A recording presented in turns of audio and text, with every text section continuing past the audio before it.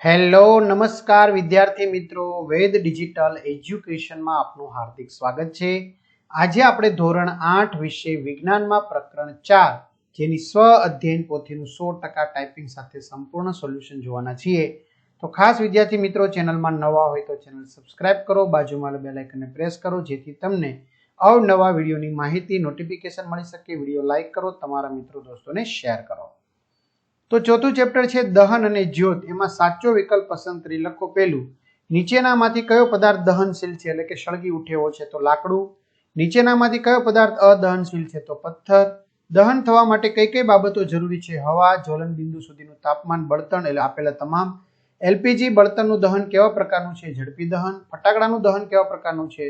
એ અને સી, ઝડપી દહન અને વિસ્ફોટ। જ્યોતના કયા ભાગનું તાપમાન સૌથી વધુ છે? સૌથી બહારના ભાગનું। એક બળતણના 2 કિલો જથ્થાનું દહન કરતા 60,000 કિલો જૂલ ઉષ્મા ઉર્જા ઉત્પન્ન થાય છે તો તે બળતણનું કેલરી મૂલ્ય કેટલું હશે? 30,000 કિલો જૂલ પ્રતિ ગ્રામ। વિદ્યાર્થી મિત્રો, આવી રીતે તમારે ધોરણ 8ના સાયન્સના સરસ મજાના વિડીયો છે એ ફેનિલ સરના ઉતારેલા છે, બરોબર? ગણિત છે એ જય સર, સામાજિક જ્ઞાન પરેશ સર, તો બધા વિડીયો તમે મેળવી શકો છો। ક્યાંથી? આપણી વેદ ડિજિટલ એજ્યુકેશન નામની એપ્લિકેશનમાંથી, જ્યાંથી 3 થી 12 ધોરણના દરેક વિષયના વિડીયો લેક્ચર, સ્વાધ્યાય અને અભ્યાસની સમજૂતીના વિડીયો, પરીક્ષા માટે ઉપયોગી મટીરિયલ, સ્વાધ્યાયન પોથી, પ્રોજેક્ટ પ્રવૃત્તિ બુક, જુદા જુદા જિલ્લાના પેપરો, બરાબર?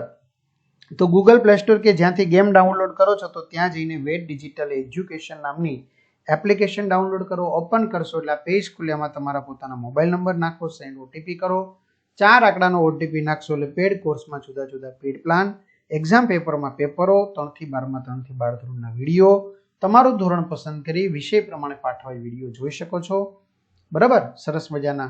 ચાલો, ખાલી જગ્યા પૂરો। જે નીચામાં નીચા તાપમાને પદાર્થ સળગે તેને પદાર્થનું જ્વલન બિંદુ કહેવાય। સોની જ્યોતમાં મધ્ય ભાગનો ઉપયોગ ચાંદી પીગળવા માટે કરે છે।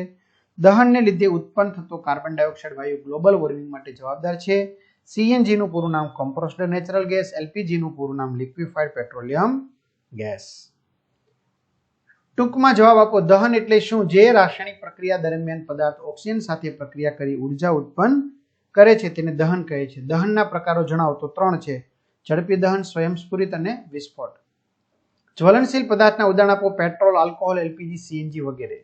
એસિડ વર્ષા માટે જવાબદાર વાયુઓના નામ: સલ્ફર અને નાઇટ્રોજનના ઓક્સાઇડ। ગ્લોબલ વોર્મિંગ એટલે શું? બળતણના દહનથી પૃથ્વીના વાતાવરણમાં થતા તાપમાનના વધારાને ગ્લોબલ વોર્મિંગ કહે છે। બળતણનું કેલરી મૂલ્ય એટલે શું? 1 કિલોગ્રામ બળતણના સંપૂર્ણ દહનથી ઉત્પન્ન થતા ઉષ્મા ઉર્જાના જથ્થાને તે બળતણનું કેલરી મૂલ્ય કહે છે। ચલો અલગ કરો વર્ગીકરણ: વાયુ, પ્રવાહી કે ઘન બળતણમાં, કુદરતી વાયુ, સીએનજી, એલપીજી વાયુમાં, કેરોસીન, પેટ્રોલ પ્રવાહીમાં, કોલસો, લાકડું, છાણા ઘન બળતણમાં। ચલો, દહનશીલ પદાર્થમાં પેટ્રોલ, કાગળ, લાકડું; અદહનશીલમાં પથ્થર, ખીલી, કાચ। તફાવત આપો એલપીજી અને કોલસો, બરાબર? તો એના વિદ્યાર્થી મિત્રો સરસ મજાના 4 મુદ્દા આપણે લખેલા છે તફાવતના। ત્યાર પછી જ્યોતનો મધ્ય ભાગ અને જ્યોતનો બહારનો ભાગ, તો એના પણ સરસ મજાના આપણે 4 મુદ્દા લખેલા છે જે વિડીયો પોઝ કરીને લખી શકાય છે। ખરા ખોટા: એસિડ વર્ષાથી ઇમારતો જર્જરિત થાય છે, ખરું? એલપીજી ગેસના સ્થાને લાકડાનો ઉપયોગ કરવો હિતાવહ છે, ખોટું? કાર્બન મોનોક્સાઇડ વાયુથી બંધ ઓરડાના સૂતેલા લોકોનું મૃત્યુ થઈ શકે છે, ખરું? લાકડાનું જ્વલન બિંદુ એલપીજી કરતા ઓછું છે, ખોટું? વૈજ્ઞાનિક કારણ આપો: રસોડામાં એલપીજી ગેસનો ઉપયોગ વધુ હિતાવહ છે। વિડીયો પોઝ કરીને લખી શકો છો।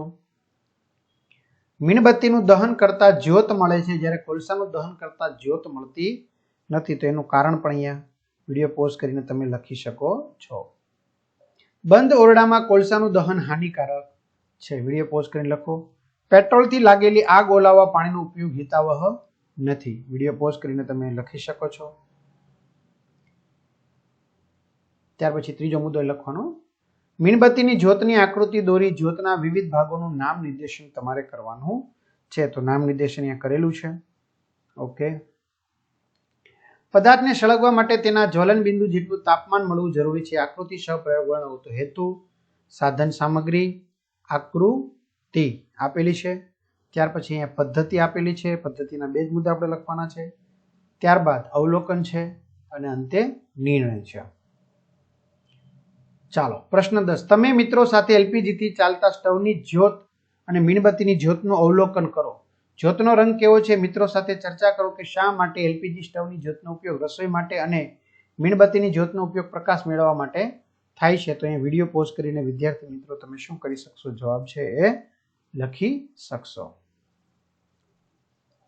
ચલો ફકરો વાંચી પ્રશ્નોના જવાબ આપો.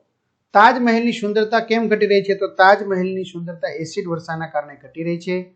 એસિડ વર્ષાના લીધે તાજમહેલની દિવાલો પીળાશ પડતા રંગની થઈ ગઈ છે. બીજું, વાહનો અને કારખાનાના ધુમાડામાં કયા ઝેરી વાયુ હોય છે? વાહનો અને કારખાનાના ધુમાડામાં સલ્ફર ડાયોક્સાઇડ અને નાઇટ્રોજન ઓક્સાઇડ જેવા ઝેરી વાયુ હોય છે. એસિડ વર્ષા થવાનું કારણ જણાવો. તો અહીંયા જવાબ આપેલો છે. ચોથું, એસિડ વર્ષાથી શું નુકસાન થાય છે? એનો પણ જવાબ આપેલો છે. અને અંતે એસિડ વર્ષા અટકાવવાના ઉપાયો જણાવો. બરાબર, તો અહીંયા જણાવેલા છે. તો આ રીતે વિદ્યાર્થી મિત્રો સરસ મજાનું અહીંયા સોલ્યુશન આપણે જોયું. તો તમારા મિત્રો દોસ્તોને જાણ કરો. ચેનલમાં નવા ચેનલ સબસ્ક્રાઇબ કરો, વિડીયો લાઇક કરો, કમેન્ટ કરો. તો અહીંયા સુધી રાખીએ. અસ્તુ. જય હિન્દ, જય ભારત.